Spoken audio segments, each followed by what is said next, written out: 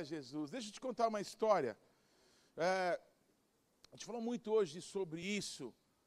Quando Deus tem um propósito, Ele cuida do propósito que é dele. Amém?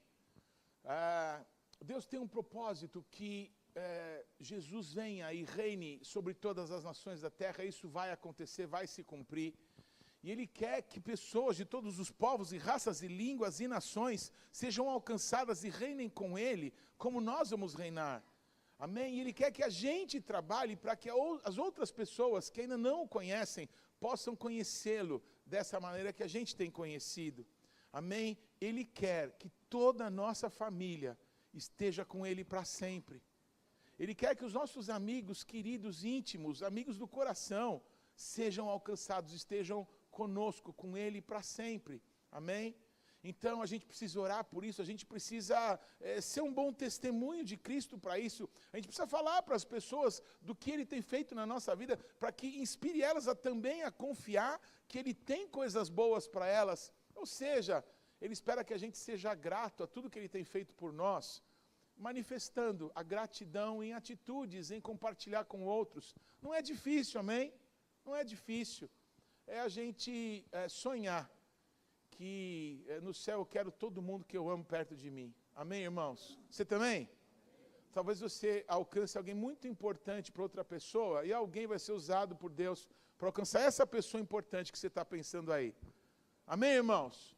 Então tem muito trabalho para ser feito. E Deus, que é o Senhor disso tudo, Ele paga a conta, amém? Repete comigo, Deus paga a conta. Porque o propósito é dele, não é nosso o propósito, é dele. E Deus fez com que no século XIX, o Reino Unido fosse o maior império do mundo. E Deus usou, amém, as pessoas do Reino Unido para evangelizar o mundo inteiro. Quando nós, no primeiro dia aqui, compartilhamos a história da igreja, as igrejas que entraram no Brasil, quando os portos foram abertos, a família real veio de Portugal para o Brasil, fugindo do Napoleão. Aí quando chegaram aqui, os portos do Brasil se abriram para que outras nações viessem. Pronto, começou a vir os missionários para cá, amém? Começou a vir implantar a igreja presbiteriana, a congregacional, a batista, e não parou mais, amém, irmãos?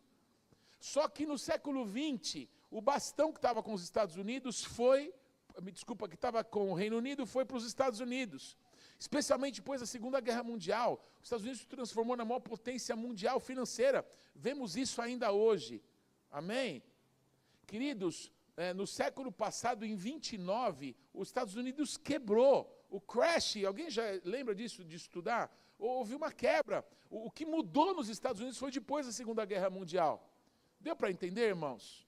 Só que Deus usou os americanos para evangelizar o mundo no século XX. Aconteceu lá um avivamento na Rua Azusa, lá em Los Angeles, e tinha alguns suecos que foram lá, porque quando Deus se manifesta num lugar, Ele atrai todos a si. E pessoas do mundo inteiro foram ver o que Deus estava fazendo. E 2 suecos bateram lá, e um deles escutou uma palavra, e ele não sabia o que queria dizer, a palavra era parar, parar. Foi uma palavra que ele recebeu, ele não sabia o que era, e foi estudar, e descobriu que Pará era um estado do Brasil.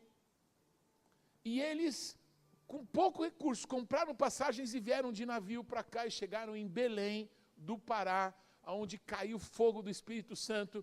E Deus escolheu bem lá o Nordeste, um povo nômade que ia tocar fogo no Brasil. E nós estamos aqui. Amém, irmãos? Queridos, Deus pagou a conta para os americanos, para que eles evangelizassem o mundo. E a gente falou muito esses dias aqui de experiências que nós tivemos, estar em reuniões como essa, em que Deus usou americanos por 3 vezes.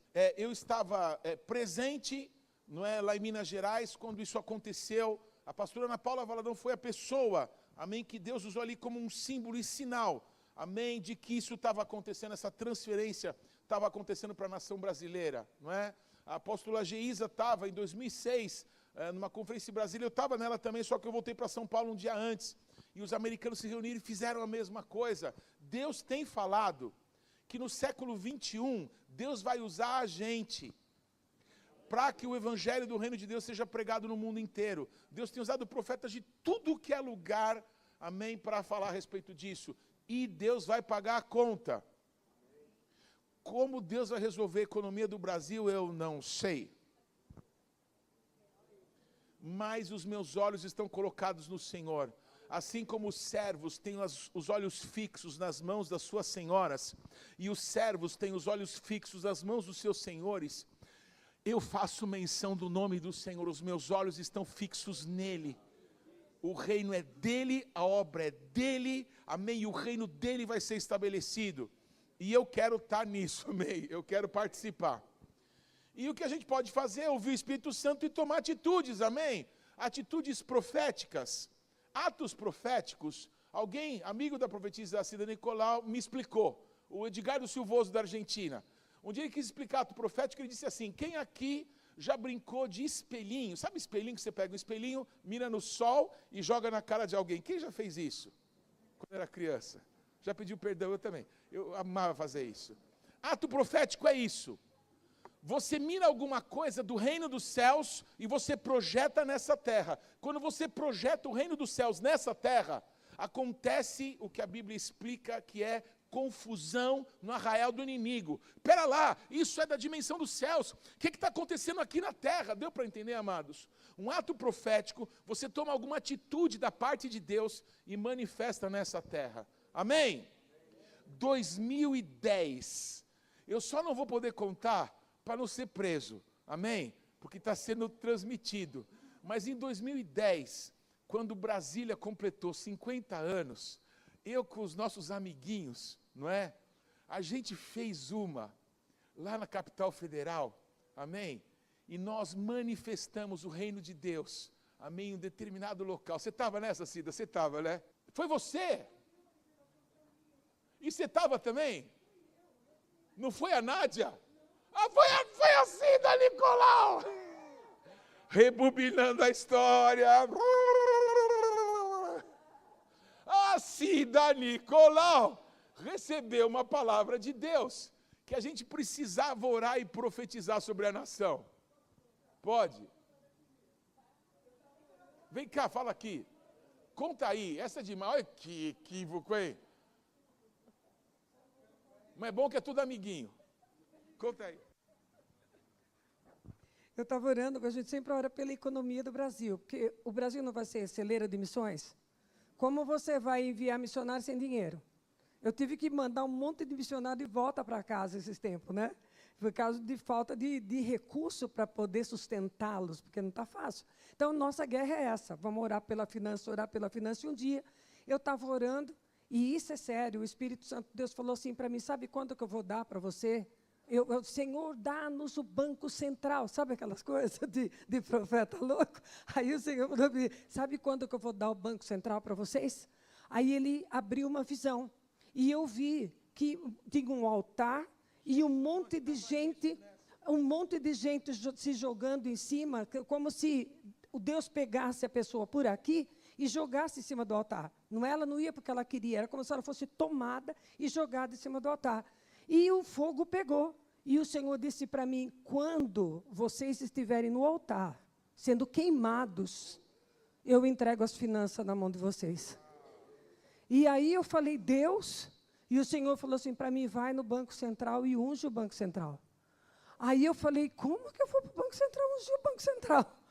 Aí nós fomos para Brasília, porque nós tínhamos que ir para Brasília, então Deus preparou, e fomos. Aí eu cheguei para Deus e falei assim, Deus, a gente tem que ir para o Banco Central. Deus falou, mas não vai mesmo. Hoje não vai ninguém para o Banco Central. Falei, Deus, a gente tem que ir para o Banco Central. Ela falou para mim, não, se do horário está tudo completo, não tem como ir para o Banco Central.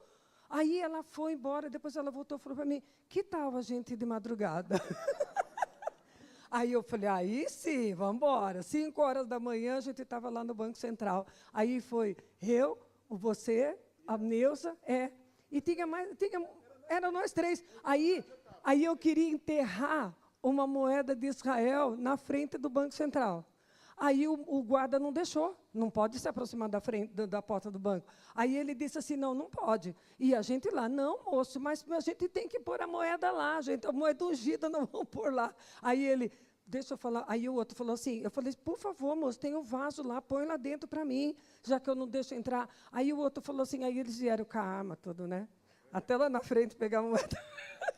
Aí o outro falou assim para ele assim, o que custa você ir, cara? Eu falei assim, é minha mão que está indo, não fica envergonhado, não. Você vai fazer para mim, entendeu? Não é você que está fazendo. Aí o outro falou, ela tem razão. Eu falei, então vamos embora. Aí ele falou para nós, aqui na frente vocês não podem mais dar a volta pelo fundo. Aí nós demos a volta pelo fundo. E pelo fundo ele falou assim, vou dizer uma coisa para você, as coisas importantes não entram pela frente, entra pelo fundo. E eu falei, olha... Aí a Neuza falou, isso mesmo, vamos. Aí nós demos a volta, no fundo do banco tinha os guardas, todos crentes. E nós sentamos debaixo de uma romanceira, e tinha uma romã desse tamanho, e nós apanhamos a romã e entregamos para a doutora Neuza como símbolo da prosperidade que o Senhor estava trazendo para o Brasil. Então, foi uma coisa muito linda, e nós ungimos ali, que Deus mandou a gente ungir, porque a porta foi aberta para nós. Querida, que glória! Era você, então. Que coisa, né, gente? A gente não entregou só um shekel ali. Eu lembro que a gente colocou $1, colocamos uma moeda de shekel e colocamos uma moeda de real. Amém? A Cida tinha o cheque, a Neuza os dólares e eu os reais. Amém? Aleluia. Está tudo em casa. Glória a Jesus. Amém? Deus nos permite certas situações para que a gente haja. Amém? De forma espiritual. Irmãos, durante muitos anos, Deus tem trabalhado com a nossa vida porque Deus nos plantou ali no bairro do Ipiranga. E a independência do Brasil... muito mal contada nos livros de história. A gente conhece muitas mentiras que nos ensinam nos livros de história. Mas a independência do Brasil não libertou o Brasil, mas o prendeu em falsos deuses, em falsas esperanças, nos prendeu economicamente. E a gente vinha orando por muitos anos, para que de verdade a gente pudesse experimentar uma grande transformação na nossa nação. Isso tem sido um desafio nosso há muitos anos. Então, desde o ano de 2016, esse grupo chamado de Casa Apostólica nasceu de amigos, de pessoas que caminhavam juntas, não é? Mas em 2016 a gente teve um alvo de trabalhar a respeito disso e tocamos quem a gente conseguiu tocar na nação, em muitos estados, tudo bem. E aí, a gente começou a estudar sobre isso e descobriu que a independência do Brasil não foi no 7 de setembro, foi um processo. E o 7 de setembro fez parte. Várias datas poderiam ter sido escolhidas para a data da independência, não é? O dia do Fico, 2 de janeiro, não é? O dia que se comemora a independência na Bahia, não sei se você sabe disso, a última guerra de independência aconteceu no dia 2 de julho, em Salvador, de 1823. Então, até hoje, na Bahia, a independência se comemora em julho, não em setembro. Deu para entender? Então, 2 de julho podia ser uma data nacional. O atual presidente desejou mudar a data de 7 de setembro para 2 de julho por causa disso. Não sei quantos viram esse projeto de lei. Muito bem. Outra data seria a data de 12 de outubro. 12 de outubro, não é? No Brasil é consagrado a Senhora dos Católicos, não é? Então, porque o Dom Pedro nasceu dia 12 de outubro, e porque ele foi coroado imperador e protetor perpétuo da nação, dia 12 de outubro, então, pensaram também em fazer desse dia o dia da independência do Brasil. Então, várias datas. Mas tem uma data que, de fato e de direito, amém? O Brasil foi reconhecido como livre, como liberto, uma nação independente para caminhar o seu destino. E essa data aconteceu no ano de 1825, em agosto de 1825, se não me engano, 9 de agosto. E, queridos, a gente tinha trabalhado tanto tempo, com tantas lutas, tantas baixas, tantas dificuldades nesse processo. E eu entendia que quando você começa num projeto de Deus, você tem que ir até o fim, amém? O nosso Deus não tem prazer em quem olha para trás e para na metade. Se é para fazer, nós vamos fazer até o fim, amém? Eu entendia que tinha um destino, que a gente precisava alcançar, e sem força para espalhar e convidar muitas pessoas, eu gravei um vídeo contando essa história, porque o que acontece lá em 1825 é que Portugal disse, tá bom, a gente aceita reconhecer a independência do Brasil, desde que a gente seja reembolsado, porque o Brasil era a nossa colônia, não é? Então, se vocês pagarem todo o investimento que Portugal fez no Brasil e vocês assumirem uma dívida, coisa pouca que a gente tem com a Inglaterra, com o Reino Unido, lembra, não é? O poderio, a riqueza do século XIX que tinha o Reino Unido. Uma família, a família Rothschild, não é uma família de judeus, amém? Era uma família que detinha, essa dívida que o Brasil, que Portugal tinha para com o Brasil. Então o pacto foi esse. A gente reconhece a independência do Brasil. Se o Brasil pagar tudo que deve dos investimentos que Portugal fez no Brasil, por exemplo, não é? A Casa da Moeda, a Biblioteca Brasileira, o que Portugal investiu no Brasil, eles queriam ser reembolsados. E a dívida que o Reino Unido detinha de Portugal era uma dívida impagável, impagável. E o Brasil e o governo brasileiro, não sei se você lembra, que o governo brasileiro era ocupado pelo filho do governante de Portugal. Só essa lembrança. E eles devem ter tido uma conversa ali de família, filho, fica lá, assume a dívida e deixa o povo pagar. O povo precisa fazer alguma coisa. E eles fecharam um acordo de pai e filho.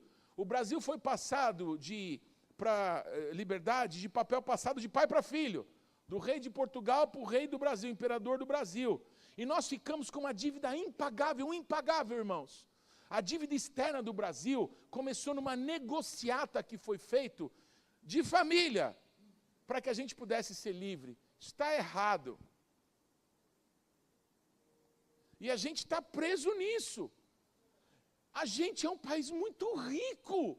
As riquezas que a gente tem, você sabe, não precisa falar meia hora disso. Nós somos muito ricos. Amém, irmãos? E naquele 9 de agosto de 2025, no ano passado, eu entendi que eu precisava, até o final, com aquilo que Deus tinha nos dado. E nós fomos ali para o Monumento do Ipiranga, o meu filho Boaz, que está aqui, estava comigo, um amigo dele, adorador, jovem também como ele, mas uma pastora e um profeta, amigo, querido. E nós fomos lá, no Monumento do Ipiranga, ali mais para trás, um lugar que Deus tinha mostrado uma visão para aquele profeta. E nós fomos orar. E naquele dia, eu expliquei para vocês sobre atos proféticos, né? Naquele dia eu queria fazer alguma coisa que simbolizasse, amém, essa restauração, essa mudança que Deus tem para fazer no Brasil, amém? E eu fiquei orando. E eu lembrei, olha só que coisa, eu lembrei que tem um amigo muito nosso, querido, um profeta, casado com uma pastora, que eram do nosso ministério, e ela é judia. E eles mudaram para Israel. E tudo que eles tinham aqui, eles acabaram se livrando, né, se desfazendo. E ele me deu um presente. Ele tinha um saquinho de moeda de Israel. E ele falou assim, Paulo, eu queria te dar esse saquinho de moeda. E me deu, eu falei, obrigado. Amém? Já que eu vou para Israel, eu gasto lá. Amém? O Zé e a Simone, amigos do pastor Emerson. E aí, eu falei assim, beleza, guardei, isso ficou guardado anos não, talvez mais de um ano. E quando eu estava procurando alguma coisa para fazer um ato profético, eu lembrei disso. E aí eu peguei aquele saquinho, nunca tinha aberto o saquinho, eu abri, e todas as moedas daquele saquinho eram iguais. Eram moedas de 10 centavos do shekel. O shekel é a moeda de Israel. 10 centavos de shekel deve equivaler a uns 15 centavos do real. Pouca coisa. Amém? E eu estava com aquilo lá. E sabe o que me deu na cabeça? Eu vou contar quantas moedas tem aqui. Aí eu comecei a contar. Sabe quantos tinham? Tinham 70 moedas. Esse é o shekel. Esse é o shekel de 10 centavos. E o que ele tem de extraordinário? Tem um desenho nele. Quando Deus prometeu para Abraão, eu vou te levar para uma terra que vou dar para você e para os seus descendentes para sempre. E essa terra vai do grande mar, do Yam Gadol, que é o mar Mediterrâneo, até o rio Eufrates. Essa terra vai do Líbano até o deserto. Amém, amados? Nunca Israel possuiu a totalidade da terra que Deus prometeu para eles, mas vão possuir. Quando Yeshua voltar para reinar, toda a terra prometida será do povo judeu, porque Deus prometeu para Abraão, o seu amigo, e para toda a sua descendência para sempre. E essa moeda de 10 centavos é a moeda do reino. Então, os judeus gravaram nessa moeda o desenho de Israel, quando o reino do Messias se manifestar. Nessa moeda está gravado o desenho do que Deus prometeu para o Abraão e nunca foi totalmente alcançado. Deu para entender? Deu para entender? Essa moeda é a moeda do reino. E sobre o desenho de Israel tem a menorá. Deixa eu só te lembrar, quando o apóstolo João, ele vê Jesus, lá em Apocalipse, como é que ele vê ele? Ele está entre 7 castiçais. Uma menorá é assim, tem uma haste central, amém? E desta haste central, 7 lâmpadas. Cada uma com um nome, cada um representando uma igreja, cada uma com características, mas todas ligadas num só. Assim somos nós, tão diferentes entre nós, sexos diferentes, histórias de vida, idades, destinos, mas o que nos une é um só, Jesus Cristo. A menorá é Jesus, é uma figura de Jesus. Amém, amados? Então, os judeus que não creem em Jesus, gravaram na moeda de 10 centavos, e é bom lembrar que 10 representa a totalidade. Gravaram na moeda de 10 centavos o desenho de como Israel vai ser no reino e quem vai garantir que isso aconteça, que é Jesus. Eu tinha 70 moedinhas iguais a essa daqui. E eu falei assim, Senhor, eu acredito que eu deva usar isso. Já não era mais uma dúvida, era uma certeza, que aquilo era algo profético que Deus estava entregando nas minhas mãos. Levei lá para aquele lugar, oramos, consagramos, e eu entendi que aquelas pessoas que estavam comigo ali mereciam receber as primícias dessa entrega. Então eu entreguei primícias para o meu filho, entreguei para o Davi, entreguei para a Adriana, entreguei para o Alexandre Altman, filho do apóstolo Carlos Altman, que estava aqui conosco hoje cedo. Eles receberam as 4 primeiras moedas.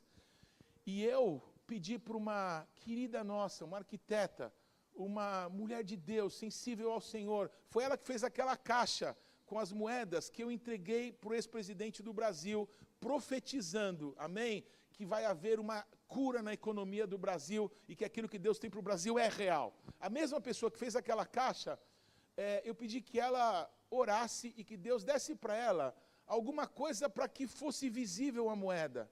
Ela fez uma coisa tão bonitinha e aí ela me deu, não é? Ela me deu todas as moedas que eu tinha entregado para ela, ela montou aqueles kits e me devolveu. E eu fiquei com isso esse tempo todo, do ano para cá, passado para cá, eu fiquei guardado aquilo, esperando Deus, o que eu devo fazer com isso agora?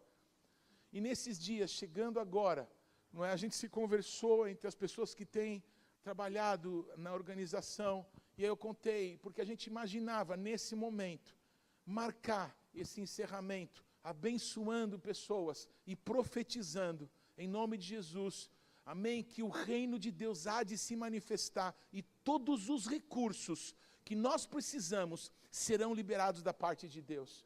Então, o que eu tinha que fazer, eu fiz. O que o Espírito Santo me mostrou, eu fiz. E eu entreguei. Eu queria convidar, por favor, o apóstolo Tom, amém, nos representando a todos, porque eu entreguei para eles aquilo que o Senhor colocou nas minhas mãos, para que seja feito segundo a vontade do Senhor nesse tempo. Amém? Obrigado, querido. Amém, irmãos.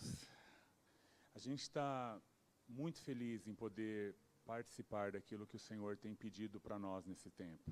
Amém? E a gente quer selar esse encerramento desses 2 dias tão intensos, de tantas informações. E eu sei que a gente vai processar ainda muita coisa, mas a gente quer selar, a gente não quer ir embora sem selar esse momento.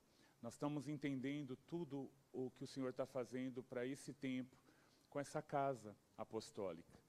E o apóstolo Paulo contou sobre a moeda do reino, né? E a gente trouxe, nós separamos aqui essas moedas. E a gente gostaria de convidar você a participar disso. Então, o que nós estamos organizando? Eu falei para vocês durante a oferta que nós estamos planejando organizar a parte jurídica da Casa Apostólica. E nós estamos trabalhando exatamente para isso. Mas antes de tomar qualquer decisão, a gente precisava ter esse tempo junto, que foi tão importante, tão pontual e tão precioso. E o que nós estamos sugerindo? Nós estamos sugerindo que a gente possa ter pessoas que queiram fazer parte de tudo aquilo que o Senhor está querendo fazer. Né? Nós vimos dons, talentos, ouvimos sobre unidade, ouvimos sobre a importância de estarmos juntos, ouvimos sobre o quanto nós podemos fazer se estivermos caminhando junto. E eu quero te convidar a participar desse momento. E isso serve para quem? Para aqueles que são ministros do nosso Deus. Amém? E queiram participar. A gente vai pedir para que você que deseja participar desse tempo, participar desse fechamento, desse encerramento, de tudo isso que nós compartilhamos no decorrer desses 2 dias. Todos que entrarem, quiserem participar, nós vamos convidar para vir à frente, para que a gente possa orar coletivamente e para que você possa receber uma moeda de 10 centavos, para a moeda do reino, como nós estamos chamando, para selar esse momento. Nós somos o povo do Senhor. E nós cremos que Ele se movimenta com atos proféticos. Amém, irmãos?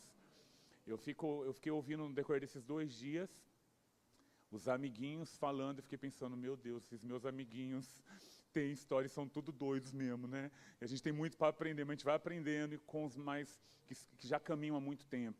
E eu sei que é um tempo oportuno de Deus para que a gente possa participar disso. Amém? Você pode participar e a gente está convidando você para participar disso. E aí, claro, para fazer tudo que a gente tem que fazer, nós vamos precisar sim de uma oferta mensal. O apóstolo Paulo conversou conosco sobre isso e nós chegamos ao consenso que, já que ele tinha ganho 70 moedas, a gente falou, poxa, R$70 é um valor profético para esse tempo. Nós vamos convidar vocês para um ato profético agora e a gente fazer esse fechamento desses 2 dias que foram intensos, mas preciosos demais. Amém? Eu quero convidar o apóstolo Sandro. Agora você vai orar por nós. Por favor, apóstolo Sandro, ele vai conduzir a gente. É um momento muito especial. E o Senhor me trouxe uma palavra de fidelidade. Porque o que nós estamos na mão são tesouros de Deus. E Deus não libera tesouros para aqueles que não têm uma fidelidade com a sua palavra. Porque senão nós seríamos apenas acumuladores. E nós temos uma promessa. E nós somos como um motor de Deus. Quando o Espírito vem, nós somos como um motor de Deus. E nós somos como flechas. Não é? E eu creio que me vem no meu coração. E eu quero ler para você que vai vir aqui à frente. Não é? E nós que vamos semear, e nós da Casa Apostólica, e esse summit está determinando um tempo novo para nós. Quem crê nisso? Digam amém. Eu estou crendo, amado. E o crer não é quando você tem evidências de que está pronto. A fé é muito mais além do que disso. Então nós estamos crendo, certo, apóstolo? Em algo que ainda não está apalpável, mas os sinais estão aí. Os sinais dos amiguinhos estão aí. Os dons têm sido derramados. Não é verdade? E eu quero ler a palavra que Deus me trouxe. E todos que vocês vierem, vocês que estão aqui da Casa Apostólica, porque vocês e nós temos sido os guerreiros. E a palavra é um salmo, um cântico, né, de Davi, que fala assim: defende-me, ó Deus, pois eu me abrigo em ti. Ao Senhor declaro, tu és o meu Senhor, não tenho bem maior além de ti. Quanto aos fiéis que há na terra, eles é que são os notáveis, nos quais tenho todo o meu prazer. E mais à frente ele diz: Senhor, tu és a minha parte na herança e o meu cálice, és tu que garantes o meu futuro. E sobre essa palavra eu quero abençoar. Quem é que vai vir receber? Pode vir. Porque profeticamente nós temos que dar o passo. Sabe, e esse passo é profético, amém? E nós que estamos aqui dessa casa, sabe, temos orado e jejuado e sonhando com um Brasil transformado. E agora um combustível, né? De homens e mulheres ungidos estão aqui agora. E vão receber um selo, vocês vão receber um selo, amém? E enquanto eu oro, essa casa vai colocar na mão de vocês um selo, não é? Vocês serão os notáveis, porque são esses que Deus está cantando, amém, pastor Bremer? Então eu creio em grandes coisas que vamos fazer juntos, em nome de Jesus. E sobre essa palavra eu oro, amém? Enquanto eu oro, vocês que estão aqui da casa apostólica vai, sabe, com firmeza depositar nas mãos desses irmãos, os notáveis, que estão reconhecendo que a parte da herança e o seu cálice é o Senhor, e Ele que garante o seu futuro. Pai, eu oro aqui agora, selando esse tempo, Pai, do Summit, casa apostólica, e nós estamos aqui na mão, liberando um selo para os notáveis, e nós vamos aqui, Senhor Deus, nessa noite, reconhecer que Tu és a parte na herança dos justos, e aqueles que se posicionam aqui agora, recebem um selo, uma autoridade, Deus, mas acima de tudo, uma unção de fidelidade, reconhecendo que é a força e o braço do Senhor, que te levanta nessa noite, e te posiciona nas fronteiras de conquista. Em nome de Jesus, nós declaramos, Pai, o agir sobrenatural. Deus, eu declaro sobre vocês, que sempre o Senhor irá diante de vocês, com Ele à tua direita, nós não seremos abalados, e esse é o selo majestoso, poderoso, e aonde os teus pés se colocarem, você será como uma árvore frutífera, sabe, você será uma voz profética, você manifestará a luz, você será como uma menorá, propagando o evangelho, propagando palavras de transformação. Eu declaro que Deus está entregando sementes de transformação. Recebam, nós abençoamos aqui, nesse ato profético, na autoridade do santo nome de Jesus Cristo. Amém e amém, amém, glória a Deus. O Senhor está marcando, amém, amado? Vocês são notáveis, que não é qualquer um, ministros que decidem se posicionar para edificar uma casa de unidade, uma casa de relacionamento, e é Deus que está fazendo isso conosco, selando esse tempo nas nossas vidas, em nome de Jesus Cristo. Sabe, para mim, um dos momentos mais incríveis, depois que a gente cultua a Deus, qual é? Quando a gente vai e cruza aquela porta para ir embora, porque tudo que Deus fez conosco, que nos deu aqui, a gente vai cruzar aquela porta para manifestar fora daqui. É isso que Deus quer, que as nações, a começar da nossa casa, da nossa rua, conheçam o Senhor. Eu quero invocar sobre você o nome de Deus, porque Deus falou para Moisés: Moisés, fala para o Arão, sacerdote, invocar o meu nome sobre as pessoas, porque quando o meu nome for invocado sobre as pessoas, eu mesmo virei e as abençoarei. A coisa que eu mais quero na minha vida é que o Senhor mesmo, Ele venha e te toque e te abençoe. Vamos fazer isso? Se põe em pé, estenda as mãos. Queria pedir que até os músicos parem de tocar agora, estendam as mãos também, amém? Para que a gente possa encerrar esse momento juntos, amém? Yevarecha Adonai veishmerecha, Yair Adonai panav elecha vehoneka, Is Adonai panav elecha veyasem lecha Shalom.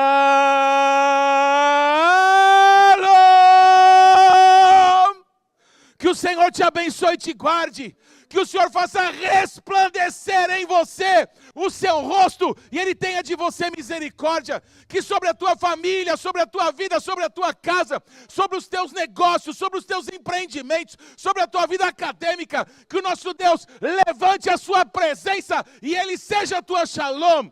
Vai e se tu uma bênção. Eu invoco sobre você o nome do Deus Todo-Poderoso e em nome de Yeshua Mashiach eu te abençoo. Se tu uma bênção, anda diante do Senhor e ser perfeito. Amém.